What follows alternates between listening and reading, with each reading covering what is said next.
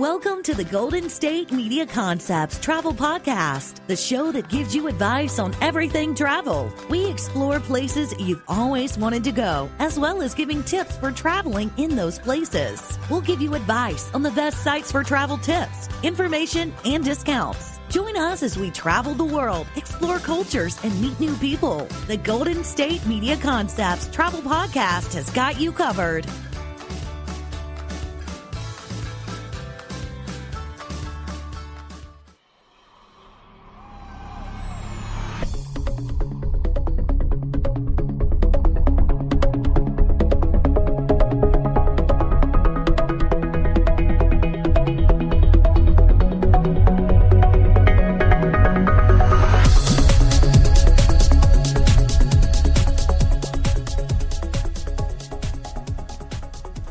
Hello and welcome to the GSMC Travel Podcast, brought to you by GSMC Podcast Network. I'm your host, Staci. And I'm your co-host, Sarah. And today we are going to Mount Kilimanjaro. Ooh. Which, for some odd reason, I totally had heard of and yet wasn't fully aware was in Africa. Really? I have no idea why. Again, I suck at geography because B, I wasn't really taught it in school. And things just get put in weird places for me. Mm-hmm. So I don't know where I thought it was, but I didn't really know it was in Africa. So interesting. Yeah. Learn something new every day. So Mount Kilimanjaro is in Tanzania. I think it's Tanzania. Tanzania?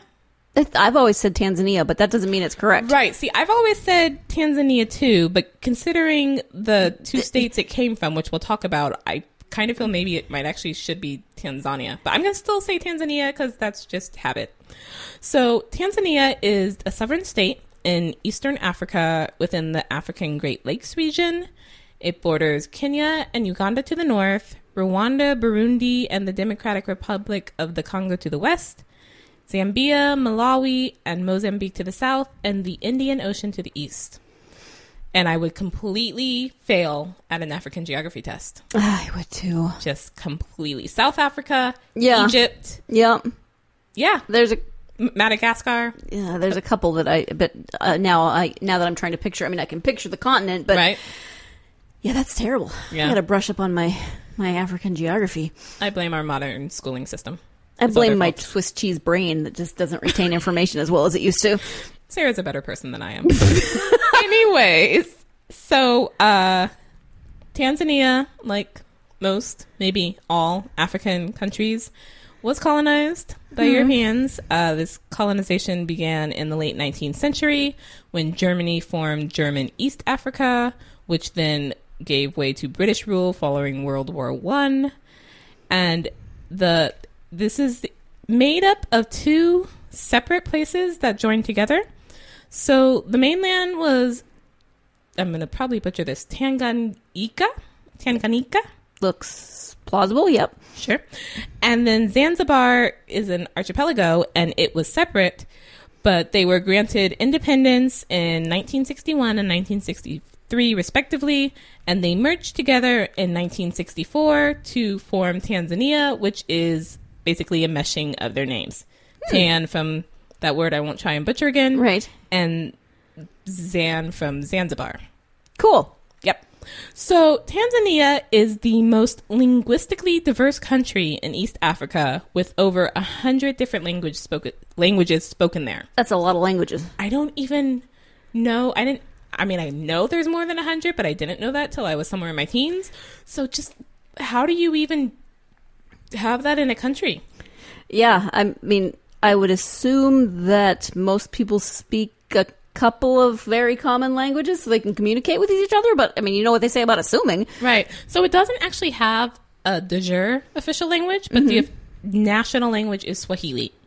So I would assume, though again assuming, that a good number of people can speak Swahili, but since it doesn't actually have an official language, who knows? Right. Like, does every local government office have like 20 plus stacks and different forms of different languages? Oh man, that would be wow. Yeah. And as a government employee, or as, when you go to a government office, do you just hope that there's a translator, or that somebody's going to speak a common language with you? Oh, well, I think it must be Swahili, because going further in my notes, as I should do, but I always fail to. Although only 10% of Tanzanians speak Swahili as a first language, 90% speak it as a second. Okay, so you should be able most people fumble your way through Swahili at least. But Tanzania houses the highest peak, Mount Kilimanjaro, which we will talk about, but also the lowest point, which is... I knew this, I think. The highest peak and the lowest point. I think I knew it. See, Swiss cheese brain, somewhere in there. I remember reading that.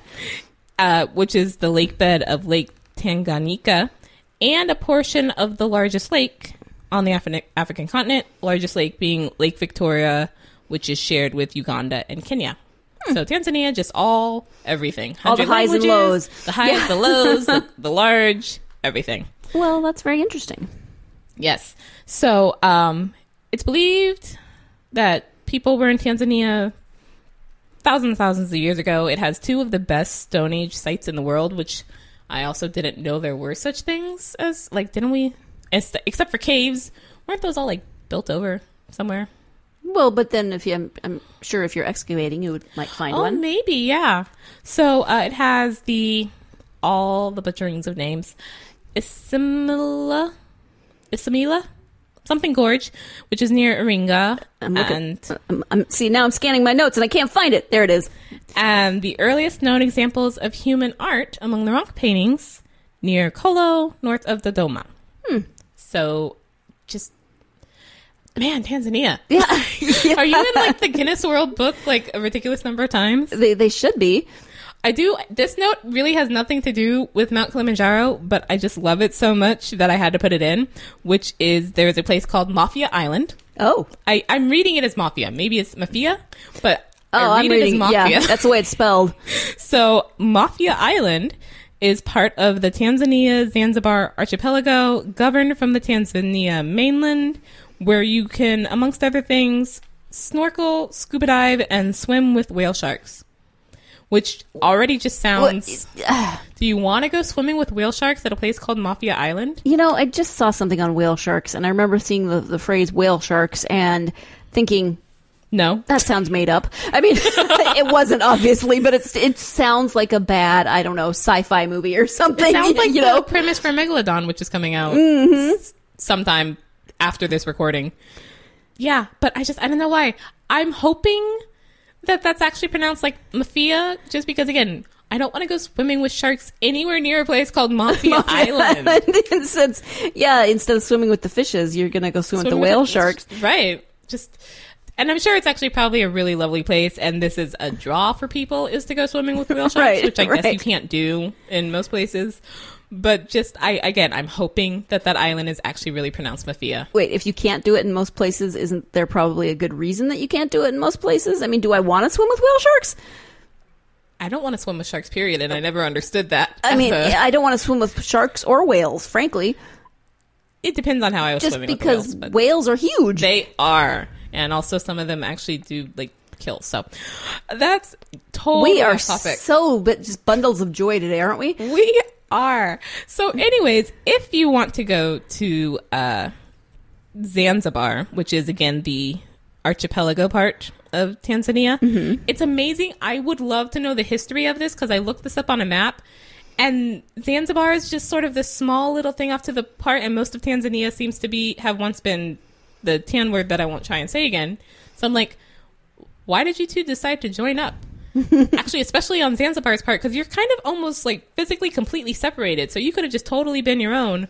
What was the thought process of, hey, let's join up together, considering 100 different languages? So it was not like we are all the same. Listeners, if you know, please school me on the history of Tanzania, because obviously I don't know anything, including how you say Tanzania. I apologize for that. But if you want to go to Zanzibar, the vast majority of tourists do this thing called a northern circuit, which is actually kind of confusing, because later when we get to Mount Kilimanjaro, there is actually a thing called a northern circuit for a way to climb Mount Kilimanjaro. Oh. But that's not what this is. Right. So I was like, thanks. I'm not already confused enough. So the northern circuit for Zanzibar includes the Serengeti National Park, the Noro. If I'm assuming NG or Ngoro. Not sure. I'm not sure either. Conservation area, the Tarangire National Park, Lake Manyara National Park, and Mount Kilimanjaro. And I've definitely heard of the Serengeti National Park, so that sounds like just all the awesome nature of Tanzania in one. I'm not sure how long that would take, but yeah, I don't either. I but kind of be like, sounds like an awesome circuit. I kind of like that has to be. I'm not going to Zanzibar unless I can do the Northern Circuit. I refuse. I can't actually do that, but I want to be that sort of like have the option of I demand the Northern Circuit and I can get it. I demand it. Dang it. Yes, I demand. So on that note, we're going to take a short break. Stay tuned. Always on the go, but the day just won't be one without your Hollywood fix. Let Golden State Media Concepts Entertainment Podcast take care of that. Jordan and Keith is Entertainment Tonight meets Access Hollywood. I'm Jordan. The guy laughing, that's Keith. Yeah, I'm Keith. An all-inclusive look of pop culture.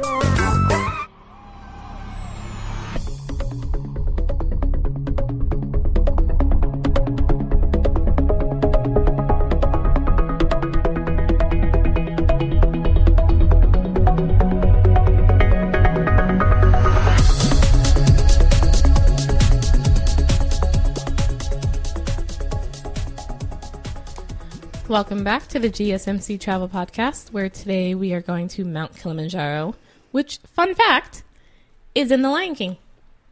Really? Yes, it can be seen in the background during the opening music sequence of Circle of Life because the film was actually set in Tanzania.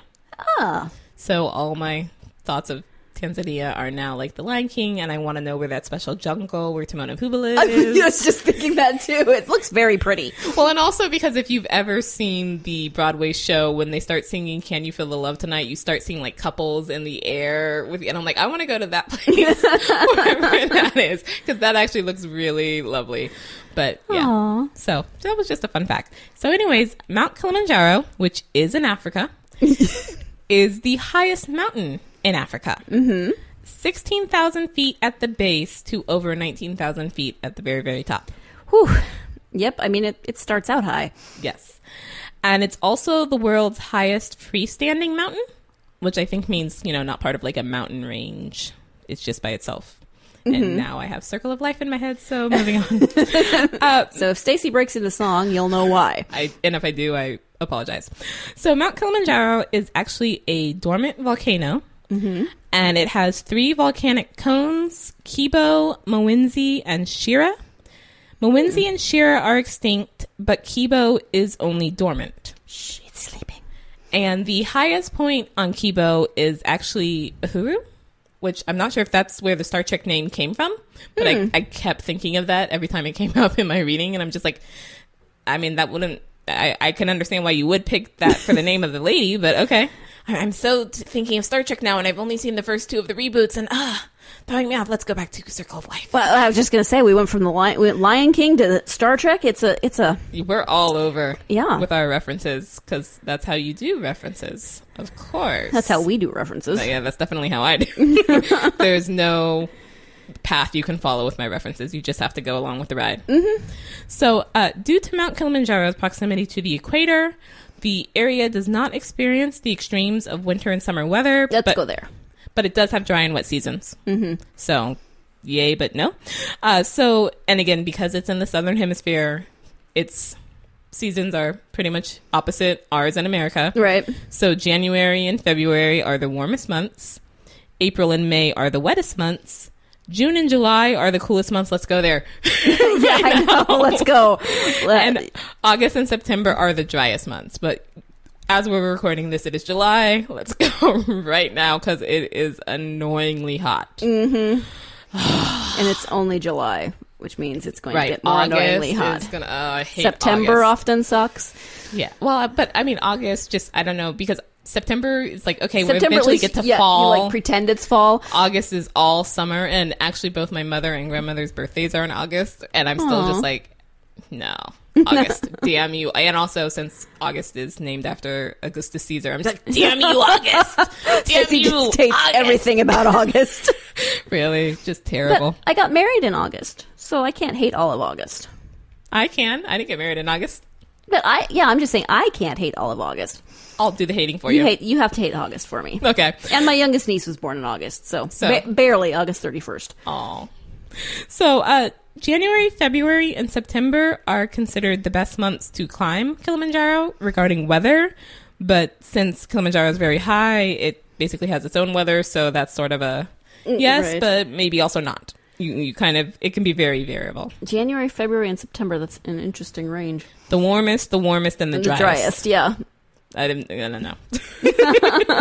I'm just thinking if you missed January and February, you gotta wait a bit. Yes.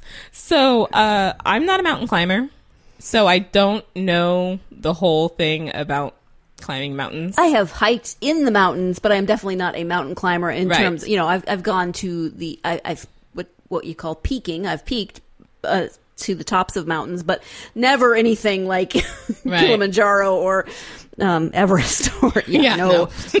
So this climb is considered technically not as challenging as climbing the high peaks of the Himalayas or the Andes, but because of the high elevation, the low temperature, and the occasional high winds, it's still very difficult and dangerous.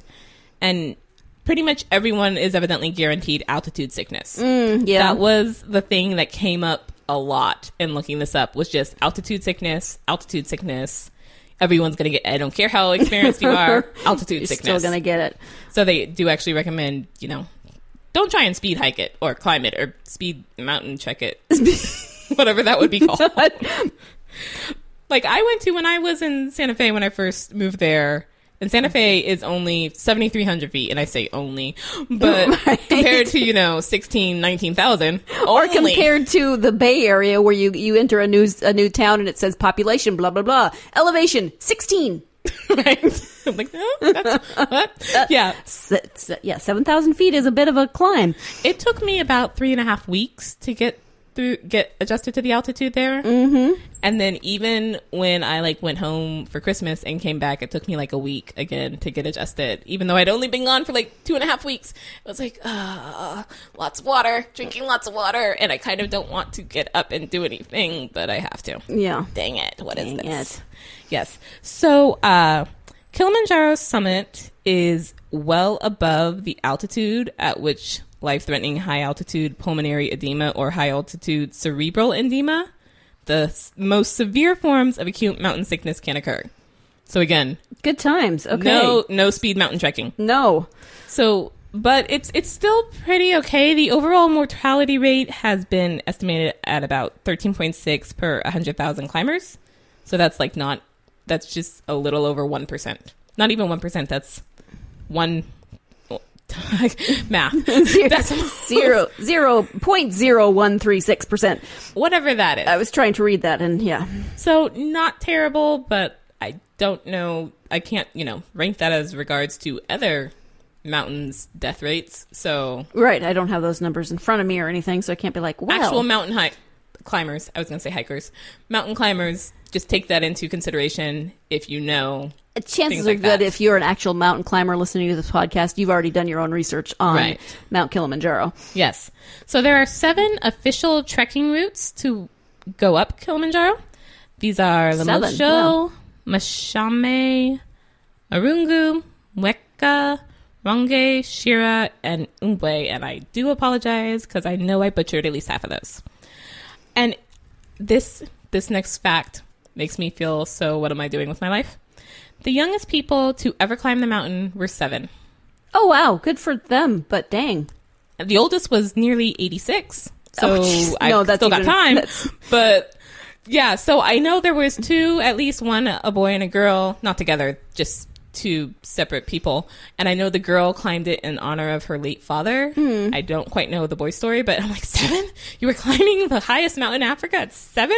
I'm definitely older than that and have not climbed any mountain whatsoever. I'm trying to think of what I was doing at 7. I was playing pretend and drawing my own version of ice skating costumes, even though I had never been ice skating at that point. Well, see, you could have drawn mountain climbing pictures, even though you'd never been mountain climbing. I don't think I even knew what mountain climbing was at 7. Probably. Yeah. I had no clue. My 7 was clearly not this girl's 7. Definitely different 7s. But there are, in Mount Kilimanjaro, there are also natural waterfalls, which is the only thing really that would probably get me anywhere near up there, because the altitude sickness thing just completely, I'm like, yeah, it's pretty from far away. I'll just stand here and take a picture and hear the Lion King song and then continue with my northern circuit. But there are natural waterfalls like the Mataruni waterfalls and the Kinukamori waterfalls. And at the slope of the mountain, there are volcanic lakes like Lake Chala, and a tour to explore the Chaga tribe. So, again, I don't want to go up the mountain. I will stay at the bottom with the lakes and Lion King and look at the pretty pictures and just be like, dang, that 7-year-old. Dang it. So you'll be like the people that go skiing and with friends, and you're like, I'll be in the lodge. Right? Yep. Yeah. I've actually only been to a ski resort once in my life and did not actually go skiing then. So, but I was too young at the time. So, well, I wasn't too young, I'm sure. No, let's blame it on you being too young. But there were definitely people younger than me on ski. Those 7-year-olds. Yeah, and younger. All those I mean, 7-year-olds. And yes, but damn those 7-year-olds. That's just sorry, 7-year-olds. I still like you. Yeah, Sarah can like you. I just dislike everything, evidently, this episode. So, because again, all our breaks must be positive. We're going to take a short break. Stay tuned. Tired of searching the vast jungle of podcasts? Now listen close and hear this out. There's a podcast network that covers just about everything that you've been searching. Hey! The Golden State Media Concepts Podcast Network is here. Nothing less than a podcast bliss with endless hours of podcast coverage. From news, sports, music, fashion, cooking, entertainment, fantasy, football, and so much more. So stop lurking around and go straight out to the Golden State Media Concepts Podcast Network. Guaranteed to fill that podcast itch. Whatever it may be. Visit us at www.gsmcpodcast.com. Follow us on Facebook and Twitter, and download us on iTunes, SoundCloud, and Google Play.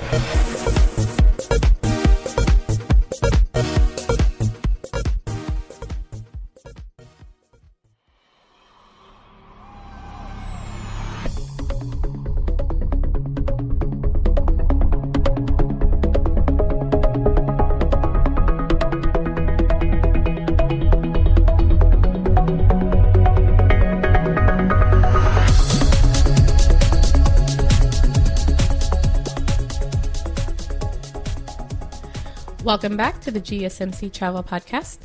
Our tip for today, and I think this is so cool, and I don't know if I ever would have thought of it on my own, is one of the things people are always worried about when they're traveling is, getting robbed, because that happens pretty much anywhere, because people suck. I am so positive this episode, aren't I? I am such an upbeat person. Because we have problems in this world that create poor people and then there are people who suck. It's true. There are just some people who suck. So anyways, you're usually, told to try and have an emergency stash somewhere, but then thieves kind of get wise to that right after a while. So, wait, thieves, if you're listening, you need to turn off the podcast. Yes. And there's nothing after this. It'll just be an hour of silence, so go away. So go away. Stop listening. This is not the podcast you're looking for. Sorry. Anyways. Yeah. So, one way to stash emergency cash in case of getting robbed that most people probably wouldn't look at is to put it in an empty tube of lip balm. So this is a bit like the fake wallet, which was a tip on a previous episode, is you take a tube of lip balm, and you could actually take a tube you finished with, or if you're just I don't really care about this lip balm, but it was cheap, just take that and then, roll it up to where you can take the whole thing out with the plastic bottom. And then they suggest probably scraping out any lip balm left in. Although it would, make it easier to slide in if there was the extra lubrication. But then you don't want your money all lip balmy. And then the video I saw actually folded the money in half, and then I think folded it in half again, so it was about the width as long as the tube is long. And then you roll it up and stick it in the tube. Nice. And I was just like, that is brilliant. And I totally would never have thought to do that. And I don't know, would maybe have just stuck it in my bra or something? Because, I mean, if the thief is, like, daring enough to go in my bra, we've got a whole other set of problems. Well... So, but yeah, I doubt, again, thieves, I hope you weren't listening. I doubt most thieves are like, they'd be like, give me your wallet, give me your bag, whatever, and go. But they're not going to be like, oh, lip balm, I'm going to take that too, unless it's just, I don't know. I'm sure there probably is some thief that's like, ooh, I like that lip balm. Ooh, that flavor. Right, but just make sure that you don't have that lip balm in your purse that they were going to take. Just have the flavorless, non-SPF chapstick or whatever. Right. The stupid, boring one that nobody likes, or the free ones that they give you at certain places, and because you wouldn't want that one anyway, so it's very easy to empty it out. There you go. Yep. So the tip for today, I mean, not the tip, the site for today, that was the tip. The site for today is Wi-Fi Map, and part of that is because I know it's definitely improving, but Africa has a reputation of not being very connected, both like internet but also cell phone wise. Right. And Wi-Fi Map works beyond Africa. It's actually really great for America. It's an app that lists the locations of free Wi-Fis. And I'm like, where were you when I was living in San Francisco in like the Harry Potter room and couldn't get a signal to have Wi-Fi? Okay, I had I had an app for a while that I can't remember what it was called. But it was similar, except instead of telling you the locations of free Wi-Fis, bathrooms. Yeah. Oh, yeah. Yeah, that was lovely. Definitely need that, too. So, yeah, Wi-Fi and bathroom, two helpful things. Amazing. And I'm sure, like, my great-great-grandmother would definitely agree with one of those and then be like, what the heck are you talking about with the other one? And she's talking about Wi-Fi. Yeah. But anyways, the cool thing about this is that the Wi-Fis are added by members of the community. So you have that sort of vetted by your peers that you've never met thing of, hey, that person says, as opposed to, companies or this site trying by themselves to go out and find every free Wi-Fi, which would be a very interesting life mission for you. Yeah. Because it probably would take all your life to find that. How would you? You'd travel a lot. I mean, you would, yes. But beyond that, it has a map, which makes sense. It's called Wi-Fi Map. But then it also lists views with passwords and comments. Because, again, it's listed by real people. Okay. So it would make sense if they're like, this coffee shop will kick you out after an hour or whatever. And, if you were to do it by yourself, by the time you traveled everywhere, your original entries would be obsolete because you wouldn't have updated anything. Yeah. That's another good thing, too, of, this password doesn't work anymore or this place is closed. So if it's updated by members, then you are more likely to have it updated in real time. Yes. Although I did see a worry that someone was looking at, okay, but is this going to put on, like, other people's Wi-Fi that they didn't mean to put out for public? Like when we did, I think that was on social media. When we did the Wi-Fi names. Yes. FBI van. This is not the Wi-Fi you're looking for. Exactly. But of course, when you go out looking for Wi-Fi, your phone just finds all of them. Right. So you do see both, the free one at the cafe, but also the person who lives above the cafe's Wi-Fi. Right. Well, I would hope people wouldn't put up private. Yeah, passwords. I was going to say, people don't be jerks. Don't live up to what we just said of people suck. Right. And go putting your neighbor's Wi-Fi password on the Wi-Fi map. I was going to say, or put in the comments that actually this is a private person's, but then some people suck and they'd probably go looking for those. Yeah. You're like, I could use the cafe, but I'd rather just be terrible and use that person's because people suck. I am so amazingly positive today. I gotta think of something positive to end this episode on. You do. It's all on Sarah now. Go. Well, Staci hates 7-year-olds, but 7-year-olds climbing Mount Kilimanjaro, I think, are pretty awesome. 86-year-olds who climb Mount Kilimanjaro, damn awesome. I think they're both awesome too. They just make me feel inadequate. Oh, well, it's not about you.